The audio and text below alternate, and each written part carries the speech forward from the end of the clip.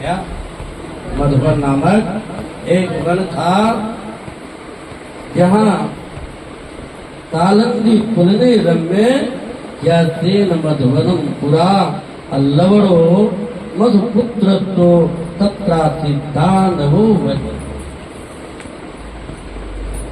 वहाँ एक लवड़ासुर नामक एक बलवान दानव रहता था, जो मधुबन, जो वो मधु का पुत्र था। इसका मधु का पुत्र था। उसने भी भगवान शिव की आराधना की, माँ भगवती की आराधना की, और इतना उत्तमोत्तम व्रत किया कि भगवान शिव से उसे वर की प्राप्ति हो गई। वर प्राप्ति के कारण उस मधु नामक दानव को अभिमान हो गया और दैत्य ब्राह्मणों को दुख देने लगा। एक बात आप समझिए, ये प्रथा सनातन से चली आ रही है। अगर सात्विकी तपस्या न हुई, सात्विकी धन का आगमन न हुआ,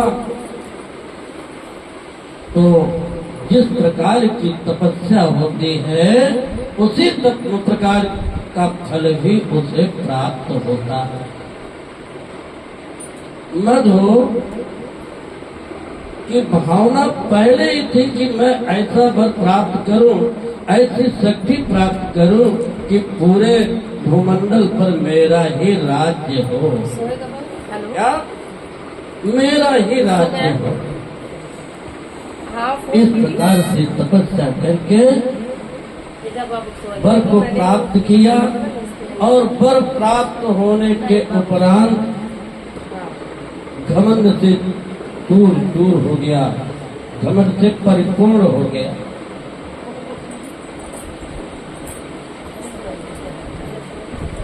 लक्ष्मण के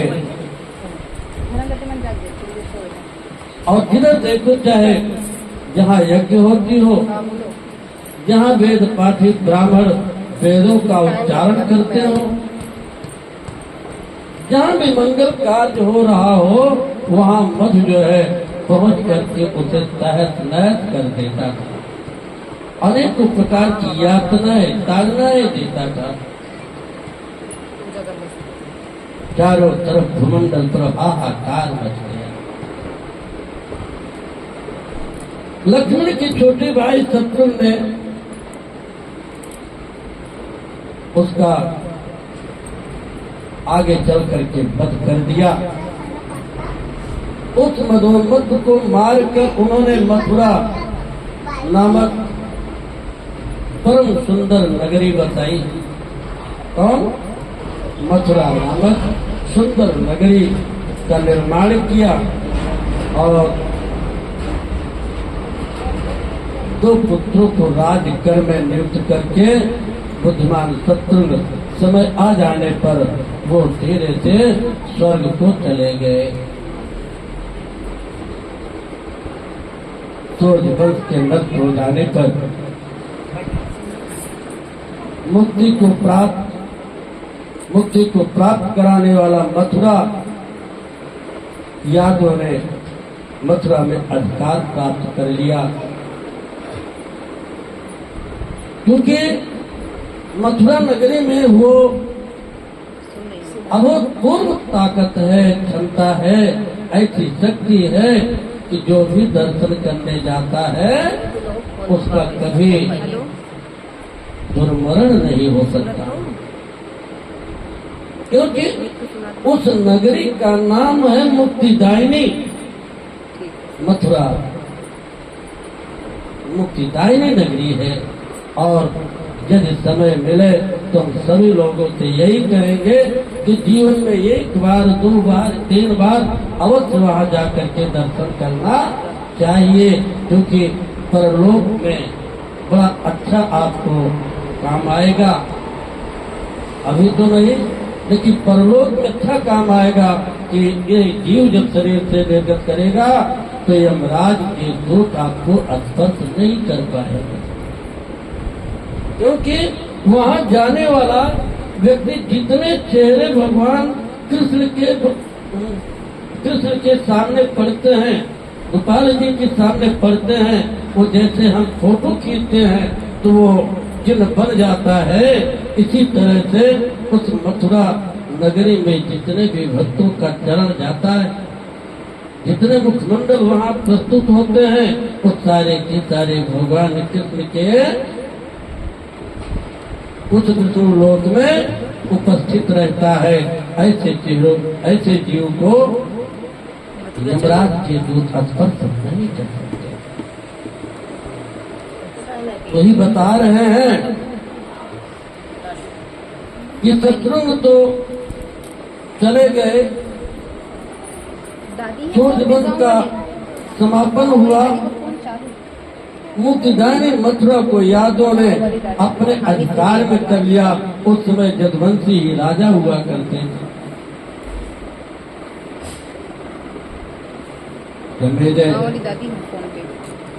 कहा व्यास जी ने कि हे राजन, पूर्व काल में राजा ययाति का सुसेन नामक एक पराक्रमी पुत्र था, एक ही फोन में दोनों देखे जो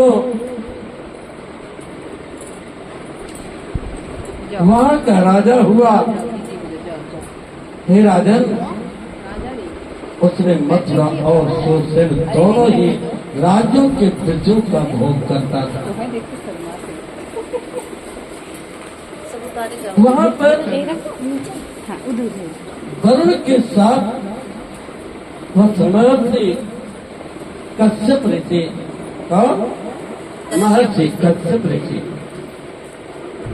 के अंश स्वरूप परम यशस्वी वसुदेव जी सूरसेन के पुत्र होकर वहाँ उत्पन्न हुए। पिता के मर जाने पर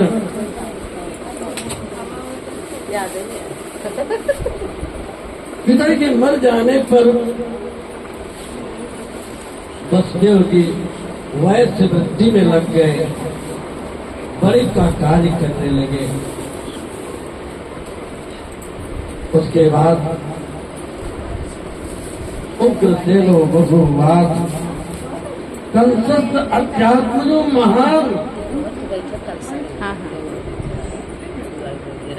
और वैश्य वृत्ति में लग करके अपना जीवन यापन प्रारंभ किया। वरुण देव के हिसाब के कारण कश्यप की अनुगामी अदिति भी राजा देवकी की पुत्री देवकी के रूप में उत्पन्न होती है। दत्तास वसुदेवाय देवेन महात्मनाम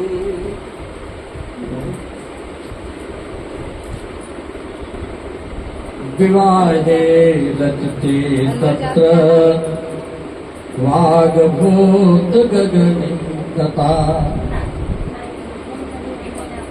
अदिति भी राजा देवकी की पुत्री देवकी के रूप में उत्पन्न हुई और महात्मा देवक ने देवी को वसुदेव को सौंप दिया। विवाह संपन्न हो जाने के पश्चात आकाशवाणी हुई। जैसे ही विवाह संपन्न हुआ और देवी को रथ पर बिठाया गया, बैठते ही आकाशवाणी होती है, अरे कंस, जिसे तो इतने हाव भाव के साथ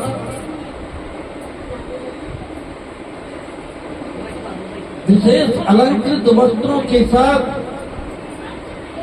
सुसज्जित इस कन्या को लेके जा रहे हो,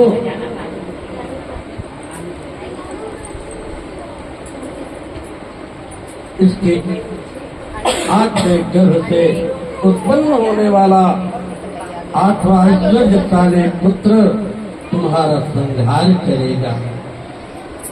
ये आकाशवाणी होती है। आकाशवाणी सुनकर महाबली कंस आश्चर्यचकित हो गया और उस आकाशवाणी को सत्य मानकर वो चिंता में पड़ जाता है कि मैं इतने शौक से और हर तरह से प्रसन्नचित्त होकर के मैं विवाह किया और आकाशवाणी सुनाई दे रही थी कि 8वें गर्भ से मेरी मृत्यु हो जाएगी। चिंता भंग हो गया। विचार कर उसने ये निश्चय किया कि जब मैं देवकी को इसी समय शीघ्र मार डालो तो मेरी मृत्यु नहीं होगी। मृत्यु का भय उत्पन्न करने वाला, मृत्यु का भय उत्पन्न करने वाला इस विषम अवसर पर दूसरा कोई उपाय नहीं है। हमें चाहिए कि इसका वध कर दे, तत्काल इसी वक्त इसका वध कर दे। ऐसा विचार करने लगा। सोचा अरे यही बहन तो मेरी मृत्यु स्वरूप है।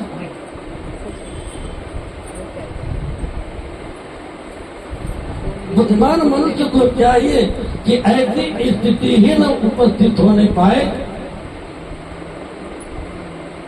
और जो भी संकटकालीन परिस्थिति में पड़ता है सारे के सारे लोग यही सोचा करते हैं। आज वही कंस भी सोच रहा है कि जब इसे मैं मार डालूंगा तो इसका 8वां गर्भ मुझे क्या मार पाएगा। मन में ऐसा सोचकर पापी कंस ने छत से देवकी के बाल को पकड़ लिया और कहता है कि विचिन्त्य मनसां कंसा अखड्गमादाय सत्वरः। हाथ में लेकर के तलवार तान दिया और तलवार तानने के बाद जटाहतांबरारोहण केते स्वाकृत पापकृत।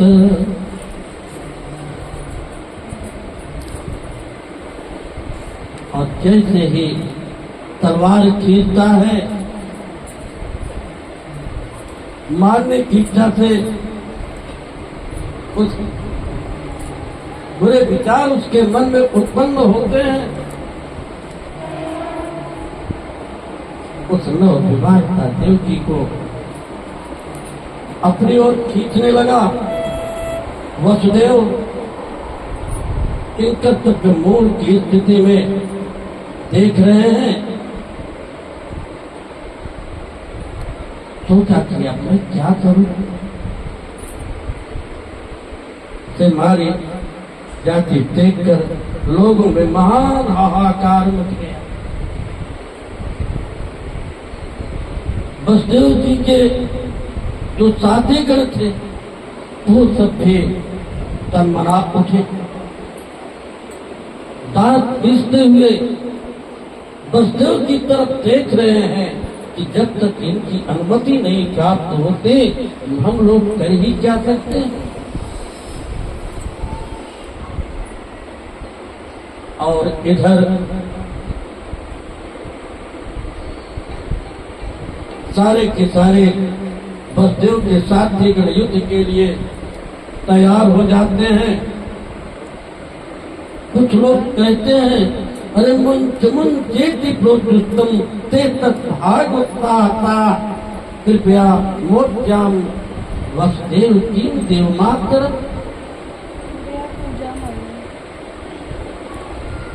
अद्भुत साहस वाले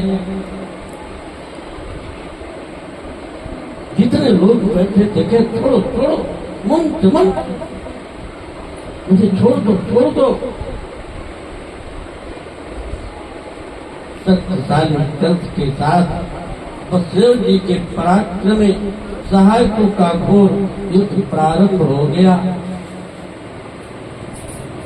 जब युद्ध प्रारंभ हो गया,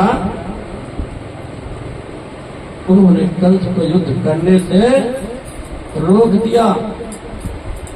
जितने भी यदुगण वहां पर बैठे थे, यदुवंशी बैठे थे, सभी लोगों ने कहा कि युद्ध रोको, युद्ध रोको।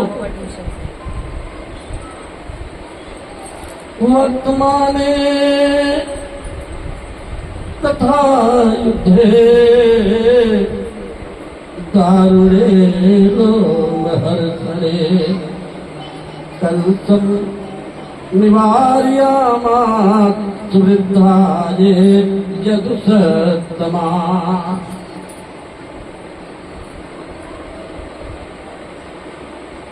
अरे कंस, तो तुम क्या करने जा रहे हो? अरे वो तो तुम्हारी चचेरी बहन है, कितनी लाडली बहन है, और तुम अपने लाडली बहन को मारने जा रहे हो। और ऐसे समय में तुम वध करने जा रहे हो जो विवाह के समय, विदाई के समय ऐसा अत्याचार। जब उसे दुल्हन बनने का अवसर आया तो तुम उसके पद के लिए सोच रहे हो कि कहाँ अन्याय तुम करने जा रहे हो। तुम्हें पता नहीं है कि स्त्री हत्या दूसरे कार्य है, और तुम एक वीर हो, एक वीर के लिए स्त्री हत्या करना जगन्य अपराध की श्रेणी में आता है। तुम इतने धर्मज्ञ, ज्ञानवान, वीरवान, तुम्हारे द्वारा ये शोभा नहीं देता। इससे घोर पाप लगेगा कंस, घोर पाप लगेगा। सारे के सारे जो बुद्धिमान सुविज्ञ जन थे, कंस को समझाने का भरसक प्रयास किया और कहा, यह सस्ते विधाता है वसुदेव गृहस्थ अरणिणा रचिता मारी गुण माया विधान पर। तुम्हारा यह और वसुदेव का कार्यस्थ जीवन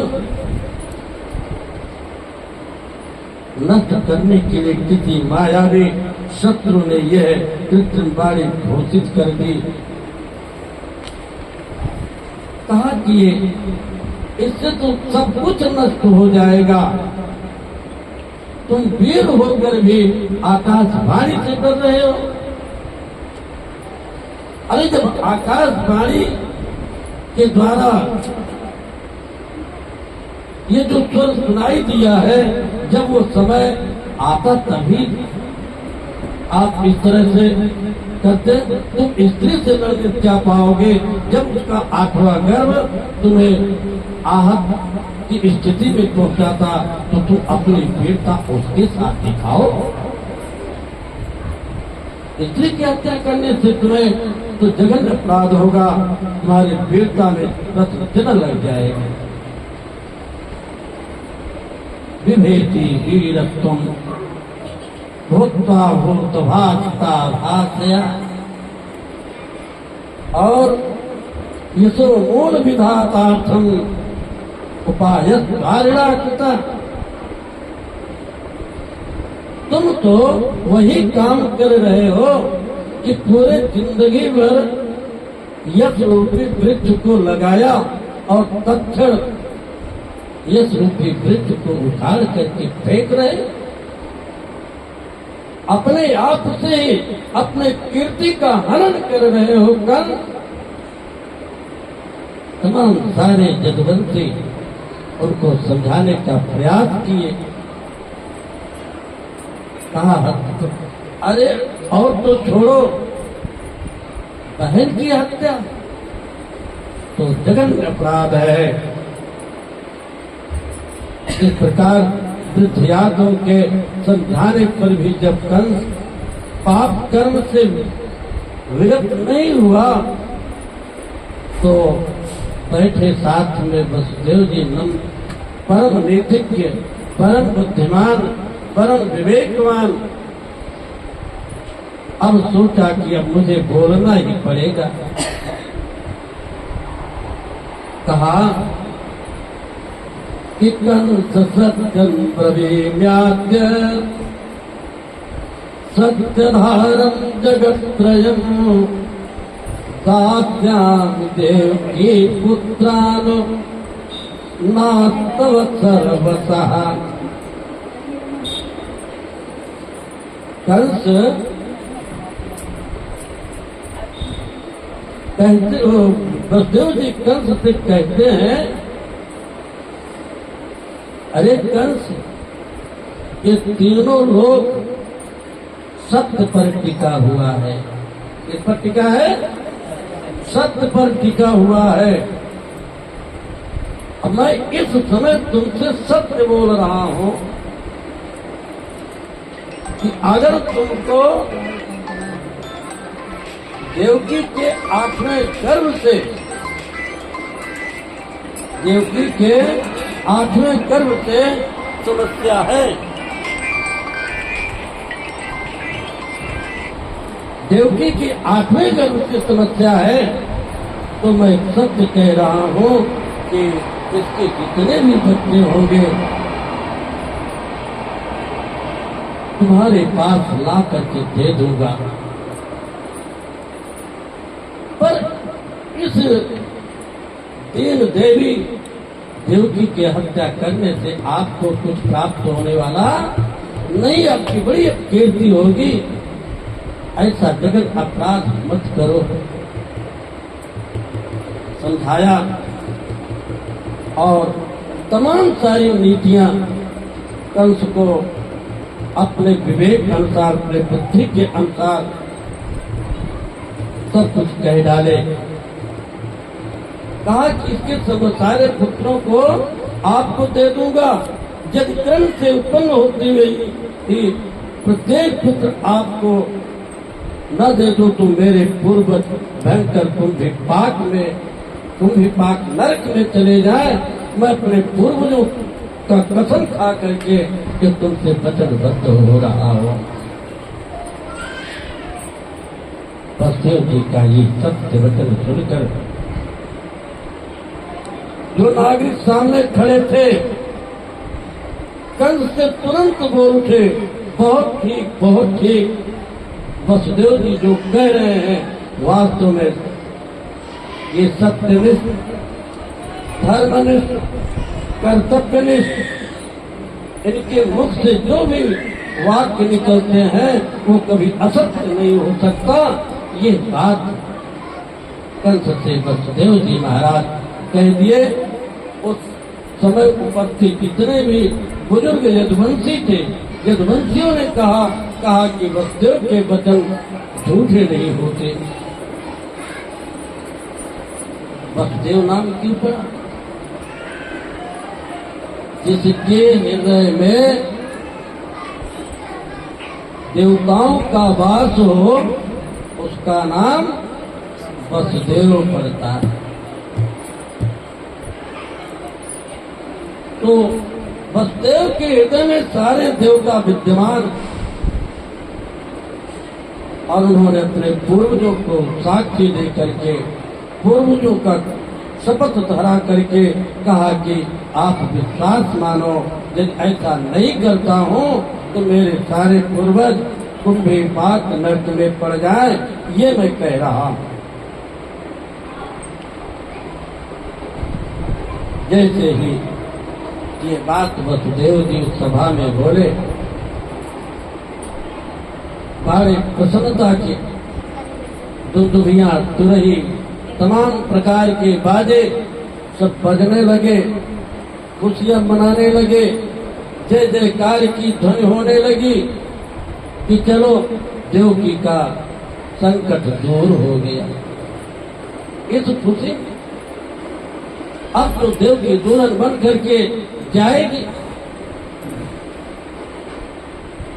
इस प्रकार उस समय यशस्वी वसुदेव जी कंस को प्रसन्न करके देवकी को छुड़ाकर नवविवाहिता के साथ अपने इष्टजनों सहित निर्भय होकर के सिंहता पूर्वक अपने अपने घर को चलते हैं। जैसे ही कंस अपने तलवार को नीचे किया,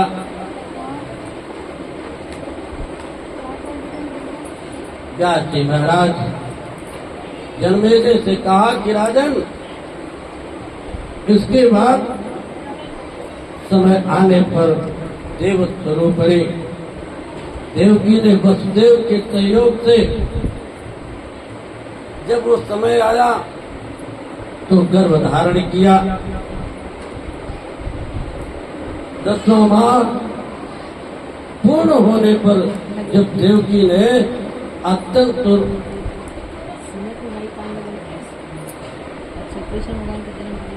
तेज से संपन्न और अत्यंत बलशाली तमाम गुणों से संपन्न प्रथम पुत्र को जन्म दिया, तब सत्य प्रतिज्ञा से बंधे हुए महाभाग वसुदेव ने होनहार से विमुक्त होकर देव माता देवकी से कहा कि तदा वसुदेवस्तां सत्यवाक्या अनुमोदितः भवेत्वात् महाभागो देवकी देवमातरः। हे सुंदरी, मैं तो वचनबद्ध हुआ हूँ सभी पुत्रों को अर्पित कर देने की मेरी प्रतिज्ञा तुम भली भात जानती हो। इसी प्रतिज्ञा के द्वारा मैंने तुम्हें कंस से मुक्त कराया।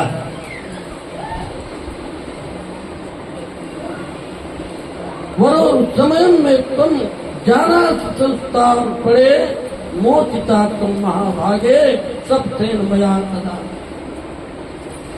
मैं शपथ लेकर के, शपथ को साक्षी दे करके मैं कंस से तुम्हें छुड़ा करके लाया हूँ।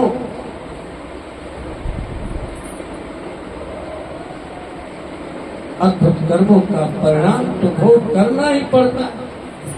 ये हमारा तुम्हारा पूर्व जन्म का कर्म था। इस पुत्र को दे दो और ले जाकर के कंस को सौंप दो। देवकी कहती है कि स्वामिन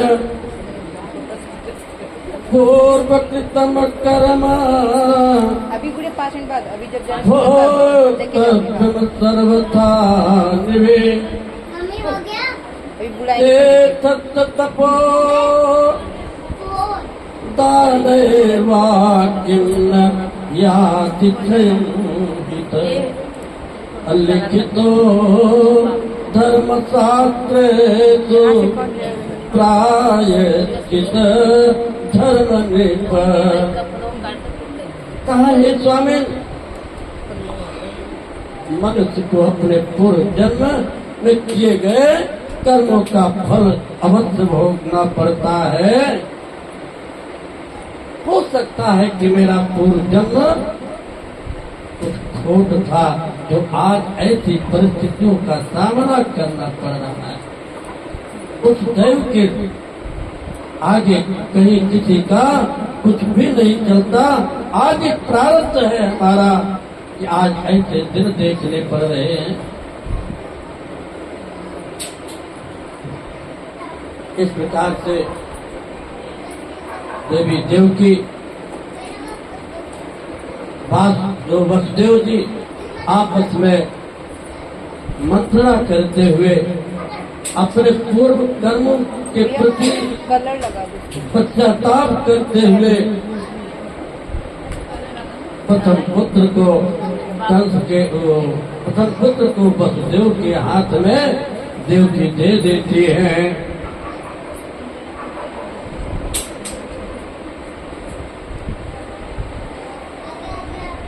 वसुदेव जी कह रहे हैं कि मैं तुमसे ये शपथ कह रहा हूं,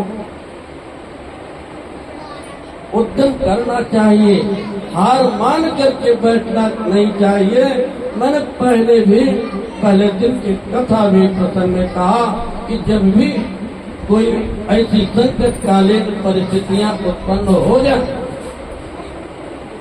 तो हाथ में हाथ रख करके बैठना नहीं चाहिए, क्योंकि उद्यम जो है वो अपने कार्य के सिद्धि को प्राप्त कराता है।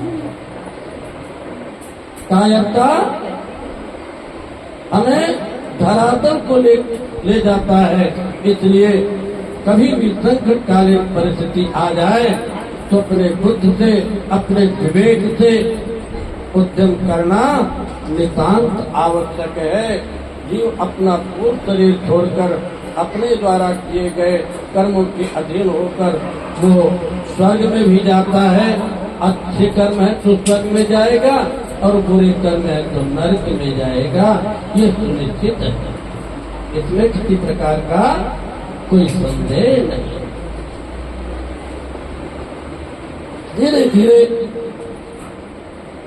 ऐसे सारे पुत्र जन्म होते गए और एक एक करके देवकी के सारे पुत्रों को वसुदेव जी ले जाकर के कंस के हाथों में दे देता है। ये पुत्रों को जैसे ही ले जाए और वो तुरंत हाथ पकड़ करके घुमाते हुए पृथ्वी पर पटक गए। आंख मूंदते हुए अपने कलेजे को थामते हुए वसुदेव वहां से प्रस्थान कर जाए। देव की विलाप करती हुई कारागार में पड़ी रही। इस प्रकार से 6 पुत्रों को वसुदेव जी ने ले जाकर के कंस को दिया।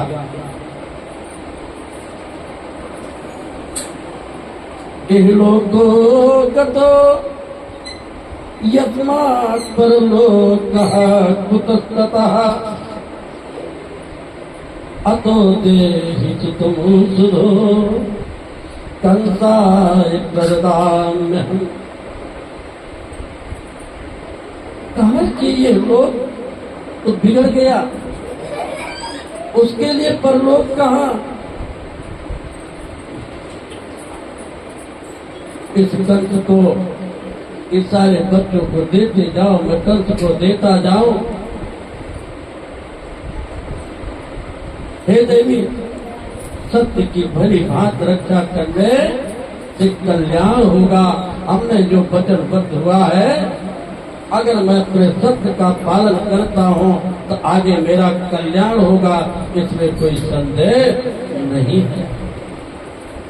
व्यास जी महाराज जन्मेजय जी को यहाँ तक की कथा सुनाने गए। अपने पति के ऐसे कहने पर शोक संतप्त कांपती हुई देवी देवकी नवजात शिशु को सौंप दी गई वसुदेव के हाथों में। धर्मात्मा वसुदेव भी अपने पुत्र उस शिशु को लेकर के कंस के महल की ओर प्रस्थान कर रहे हैं, करते जा रहे हैं।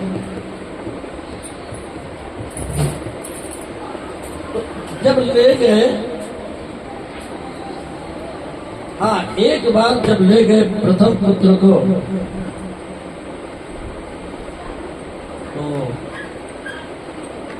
तो वापस कर दिया। लेकिन उधर से नारद जी देखते हुए चले आ रहे हैं, कहा अनर्थ हो जाएगा।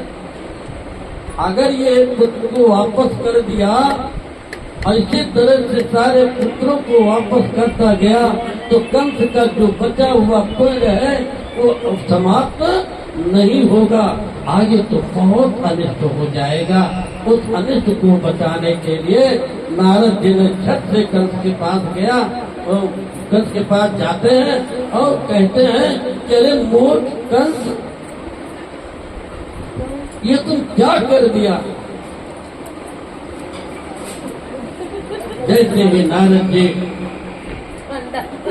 कंस के पास गए तो कह रहे हैं कि ये बताओ,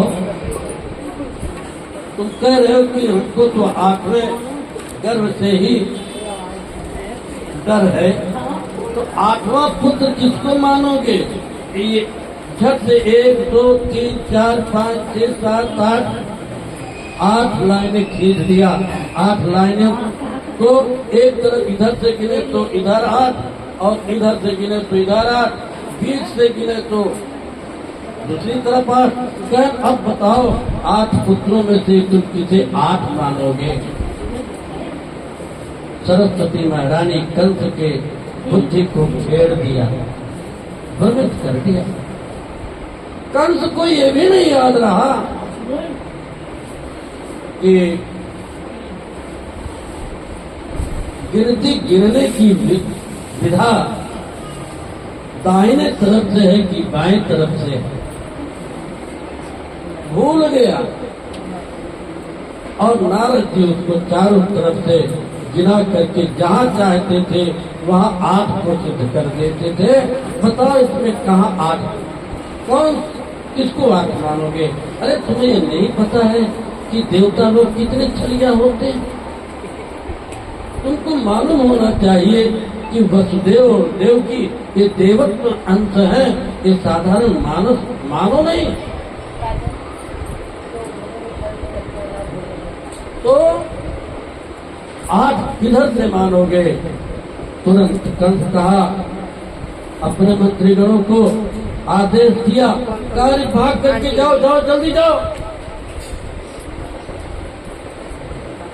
वसुदेव को बोलो उस पुत्र को लेकर के वापस आए।